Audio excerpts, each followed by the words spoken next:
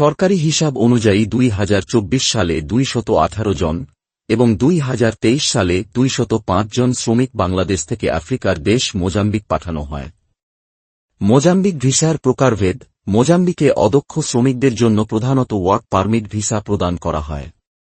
এই ভিসার আওতায় নিম্নোক্ত কর্মক্ষেত্রে কাজ করার সুযোগ রয়েছে। কৃষি খাত। মোজাম্বিকের অর্থনীতি মূলত কৃষিনির্ভর। তাই চা, কফি, তামাক, চীনাবাদাম, তুলা ইত্যাদি ফসলের চাষাবাদ ও প্রক্রিয়াজাতকরণে শ্রমিকদের প্রয়োজন হয়। মাছ ধরার খাত।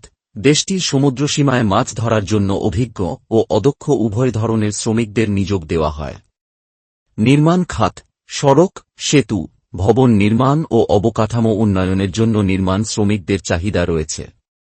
পর্যটন ও হোটেল খাত। হোটেল, রিসোর্ট ও রেস্টুরেন্টে পরিচ্ছন্নতা কর্মী, রাঁধুনি ও অন্যান্য সেবা প্রদানের জন্য শ্রমিকদের নিয়োগ করা হয়। গার্মেন্টস ও টেক্সটাইল খাত। বস্ত্র উৎপাদন ও প্রক্রিয়াজাতকরণে অদক্ষ শ্রমিকদের প্রয়োজন হয়।